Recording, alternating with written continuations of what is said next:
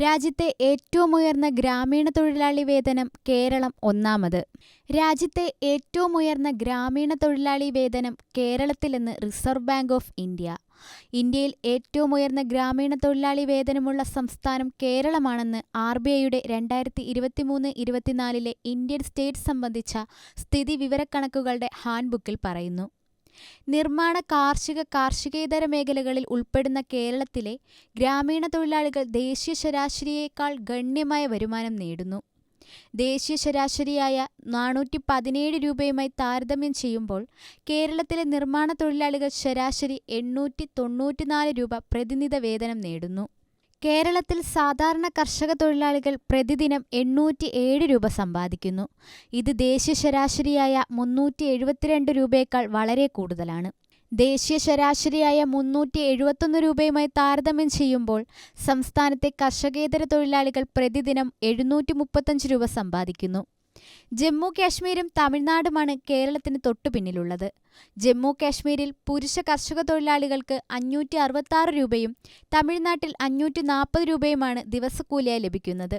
നിർമ്മാണ മേഖലയിൽ പണിയെടുക്കുന്ന തൊഴിലാളികൾക്ക് ജമ്മു കാശ്മീരിൽ 552 രൂപയും തമിഴ്നാട്ടിൽ 539 രൂപയും ലഭിക്കുന്നു. മധ്യപ്രദേശ്, ഗുജറാത്ത്, ഉത്തർപ്രദേശ്, ത്രിപുര തുടങ്ങിയ സംസ്ഥാനങ്ങളിലാണ് ഏറ്റവും കുറവ് കൂലി ലഭിക്കുന്നത്. കാർഷിക മേഖലയിൽ മധ്യപ്രദേശിൽ ദിവസക്കൂലിയായി ലഭിക്കുന്നത് ശരാശരി 242 രൂപയാണ് കിട്ടുന്നത്. ഗുജറാത്തിൽ 256 രൂപയും ഉത്തർപ്രദേശിൽ 334 രൂപയും ത്രിപുരയിൽ 337 രൂപയുമാണ് കൂലിയായി ലഭിക്കുന്നത്. നിർമ്മാണ മേഖലയിൽ മധ്യപ്രദേശിൽ 292 രൂപയും ത്രിപുരയിൽ 322 രൂപയും ഗുജറാത്തിൽ 344 രൂപയുമാണ് കൂലിയായി നൽകുന്നത്. ഇടതുപക്ഷ ജനാധിപത്യ മുന്നണി സർക്കാരിന്റെ കീഴിലുള്ള ശക്തമായ സംസ്ഥാന നയങ്ങൾ, ശക്തമായ ട്രേഡ് യൂണിയൻ പ്രസ്ഥാനം, തൊഴിലാളികളുടെ ക്ഷേമത്തോടുള്ള പ്രതിബദ്ധത എന്നിവയാണ് ഈ നേട്ടത്തിന് കാരണമെന്ന് മന്ത്രി വി. ശിവൻകുട്ടി പറഞ്ഞു.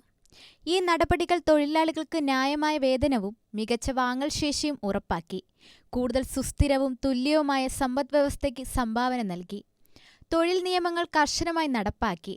തൊഴിലാളികൾക്ക് എല്ലാ ആനുകൂല്യങ്ങളും തൊഴിൽ സുരക്ഷയും ഉറപ്പാക്കാൻ തൊഴിൽ വകുപ്പ് ശക്തമായ ഇടപെടലുകൾ നടത്തുന്നുണ്ട്. തൊഴിൽ മേഖലയിലെ തർക്കങ്ങൾ കേരളത്തിൽ കുറവാണ്.